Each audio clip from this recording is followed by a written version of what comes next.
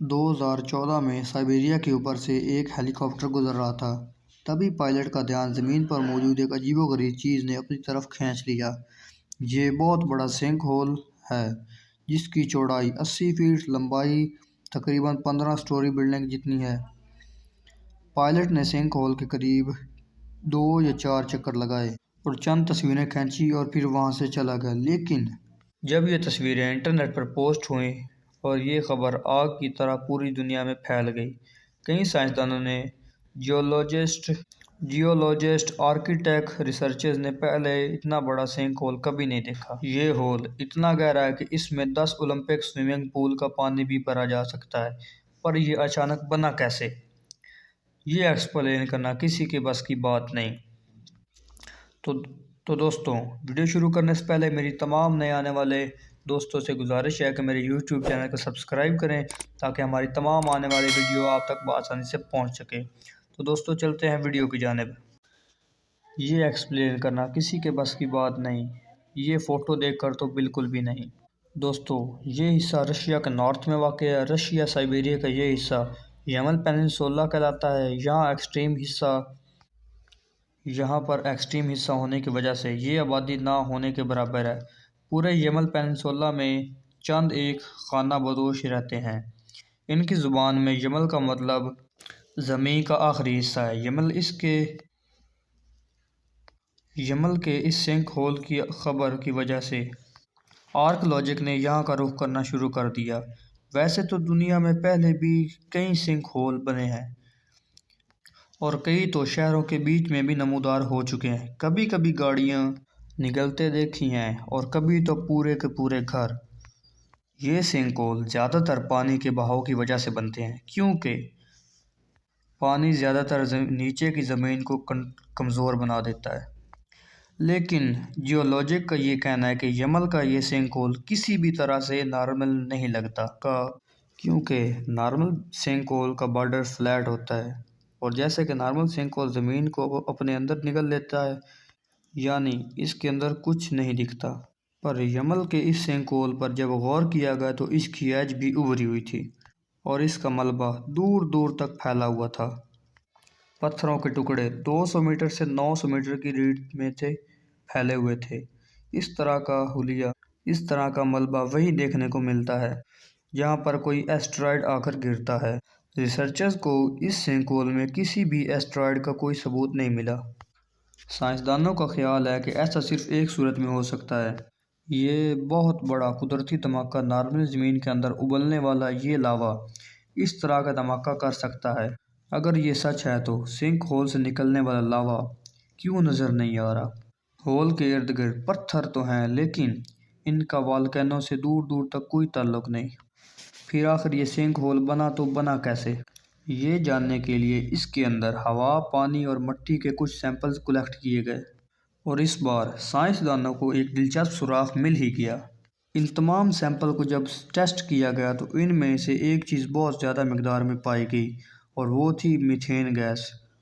खाना पकाने और गर्मैश के इस्तेमाल होने वाली मीथेन गैस एक नेचुरल गैस होती है जो कि कार्बन और हाइड्रोजन से हल होकर बनती है। अगर ये ज़्यादा मिकदार में हो तो इसे मिलने पर इसमें फ़ौरन आग भड़क उठती है। ये मिस्ट्री अब साइंसदानों के लिए ख़त्म हो चुकी थी और इनका इस मामले की गहराई में जाने का कोई इंटरेस्ट नहीं बचा, इसलिए क्योंकि वो जानते थे कि इतनी ज़्यादा मीथेन गैस आई कहाँ से। यमन पेनिनसुला में 8 और सिंक होल बरामद हुए। ये सारे सिंक होल सभी इस तरह के बने हुए थे जैसे कोई कुदरती धमाका हुआ हो। जब सैटेलाइट इमेज को देखा गया तो मालूम पड़ा 2014 के बाद यहाँ एक के बाद एक होल बनता ही गया। बार बार होने वाले ये सिंक होल आखिरकार किस चीज़ का इशारा दे रहे हैं?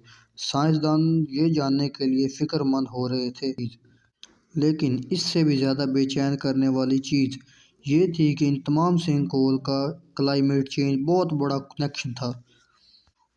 2014 में यहाँ सबसे पहला सिंक होल बना था और इसके अगले ही साल साइबेरिया में हाई टेम्परेचर रिकॉर्ड किया गया और बाकी तमाम सिंक होल भी इस हाई टेम्परेचर के दौरान ही बने थे।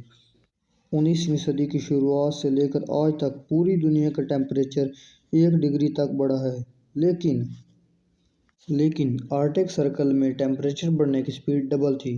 तो अब साइंसदानों ने ये सोचने पर मजबूर हो गए कि इन लेवल्स का क्लाइमेट चेंज के साथ क्या कनेक्शन है और अर्थ का फ्यूचर क्या होगा अगर ये एक एक करके फटते गए, जो कि यमल के सिंक होल को समझाने की सबसे अहम कड़ी थी। अलास्का के नॉर्थ वेस्ट के करीब एस लेक है, जो कि लोकल्स के मुताबिक कुछ महीनों से बहुत और बर्ताव कर रही है। ऐसी लेक के अंदर से बबल निकल रहे हैं जैसा कि पानी बॉयल हो रहा हो। इस मिस्ट्री की खोज में इस मिस्ट्री की खोज में साइंसदानों की एक टीम यहाँ पर आ पहुंची।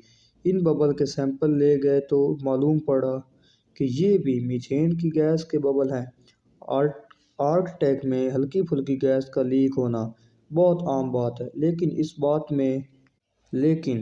इस गैस में हैरानी की बात यह थी कि ऐसी लेक से हर रोज़ 10 टन मीथेन निकलती थी। पूरे आर्कटिक रीजन में ये पहली बार हो रहा था कि कहीं से इतनी ज़्यादा मीथेन गैस निकल रही हो। रिसर्चर टीम ने एजी लेक के पानी में अंदर जाकर मीथेन गैस का सोर्स देखने का फैसला किया। वैसे तो एजी लेक 3 फीट गहरी है, लेकिन जिस जगह से बबल निकल रहे थे वो जगह बहुत ज़्यादा गहरी थी, जहां डाइव का जाना मुमकिन नहीं था। लिहाजा सोनार स्कैनिंग की मदद से ज़मीन के नीचे एजी लेक का एक 3D मॉडल बनाया गया। पता चला कि यहाँ से बबल निकल रहे हैं, वहाँ से लेक 50 फीट गहरी हो जाती है।